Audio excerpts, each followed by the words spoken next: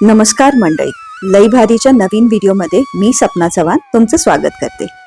आज अशा एका मंदिराचं दर्शन झालं की ते बघून मनाला खूपच समाधान वाटलं आणि तेच मंदिर पाहायला आपण जाणार आहोत।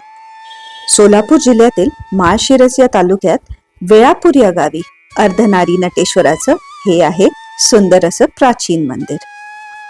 रस्त्याला अगदीच लागून असलेलं हे मंदिर त्याच्या वेगळेपणामुळे प्रत्येकालाच आकर्षित करतं। मंदिराच्या सुरुवातीलाच एक मोठं पाण्याचं कुंड दिसतं आणि त्याच्याच मागे दिसतं काळ्या पाषाणात कोरलेलं असं हे अर्धनारी नटेश्वराचं मंदिर।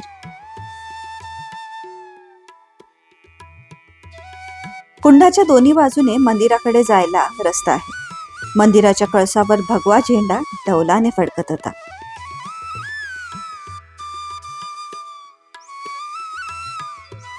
हरनारेश्वर या नावानेही प्रसिद्ध आहे।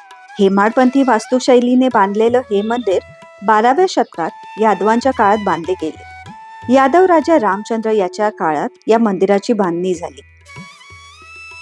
मंदिराचे खांब खूप कोरीव आहे। इथे मंदिराच्या बाहेरच आपल्याला एक मोठासा नंदी दृष्टीस पडतो। मंदिर छोटंसं आहे पण खूप सुबक आणि सुंदर आहे।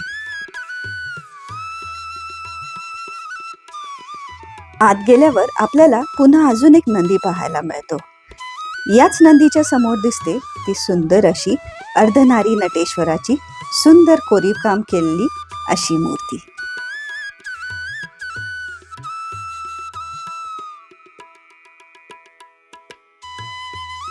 शिवलिंग तर आपण नेहमीच पाहतो, पण बाशिंग बांधलेले देव व देवी पाहण्याचं सुंदर भाग्य मला लाभलं। हार फुलांनी सुशोभित डोईला बाशिंग बांधलेले शिवपार्वती नजर काढण्यासारखे सुंदर दिसत होते। मंदिराच्या गाभाऱ्याच्या बाहेर आपण नेहमीच गणेशपट्टी बघतो, पण इथे आपल्याला गाभाऱ्याच्या प्रवेशद्वारावर गजलक्ष्मी दिसते। शिव व पार्वती यांची आगळी वेगळी अशी ही मूर्ती आहे। एका हातात नाग आहे तर दुसरा हात देवीच्या कमरेवर आहे। देवीचा एक हात त्यांच्या खांद्यावर आहे तर दुसरा हातात कमळ आहे। मूर्तीवरचे कोरीव काम एकदम बारीक आहे। सर्व अलंकार घातलेली ही मूर्ती आहे। तसंच तुम्ही देवीच्या पायाकडे बघाल तर तुम्हाला शिव व पार्वती यांचे वाहनही दिसतील। मंदिरातच आपल्याला सप्तमातृका, महिषासूर मर्दिनी, सरस्वती व चामुंडा यांच्या मूर्तीही पाहायला मिळतात।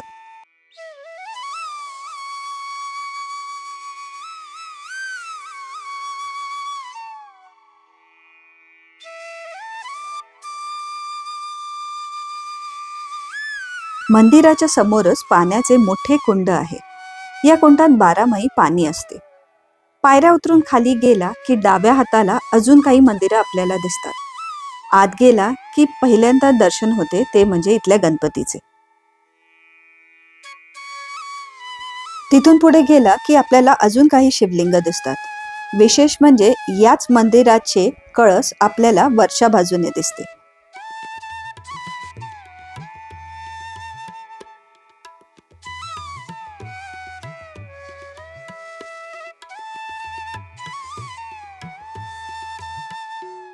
नागाची एक सुंदर मूर्ती आपल्याला समोरच पाहायला मिळते। या मंदिरात ठिकठिकाणी बसायला दगडी ओऱ्या आहेत। कुंडाच्याच उजव्या हाताला अजून काही शिवलिंग आपल्याला पाहायला मिळतात।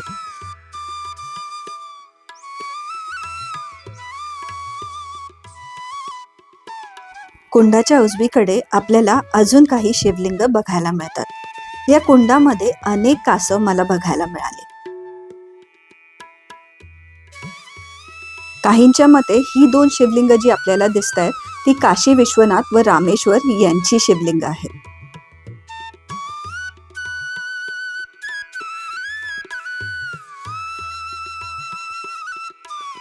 कुंडाकडे जाताना पहिल्याच पायरीजवळ आपल्याला हा शिलालेख आढळतो।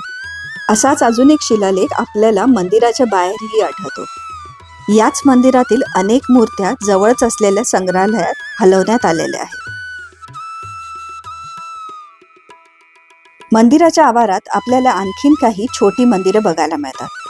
असं म्हणतात की इथे काही साधू संतांच्या समाधी आहेत। याच समाधींच्या वर शिवलिंग स्थापित करण्यात आलेले आहे। यातील काही मंदिरांची पडझड झालेली आहे तर काही मंदिर सुस्थितीत आहेत। देवाचा मुख्य उत्सव गुढीपाडव्यापासूनच सुरू होतो व चैत्र पौर्णिमेला यात्रा असते. अनेक भक्त लोक कावड घेऊनही इथे येतात. त्यातलीच ही एक उंच अशी कावड. शुद्ध पंचमीस हळद लागते व अष्टमीस लग्न व पौर्णिमेला वरात निघते. आयुष्यात मी पहिल्यांदाच कावड बघत होते, त्यामुळे ही माझ्यासाठी विशेष होती. आम्ही अष्टमीच्या दुसऱ्या दिवशी इथे आलो, त्यामुळे देवाचे हे सुंदर वधूवराचे रूप पाहण्याची संधी मिळाली. पुजारी काकांनी सांगितलं की इथली देवाची वरात पण खूप थाटामाटात काढली जाते व ती अगदी बघण्यासारखी असते.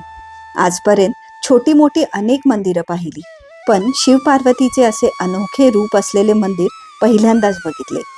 सोलापूर भागात जर येत असाल तर जर असं वाट वळवून हे मंदिर पाहायला नक्की या. हे मंदिर मला जितकं आवडलं तितकं तुम्हालाही आवडलं असेल हे नक्की.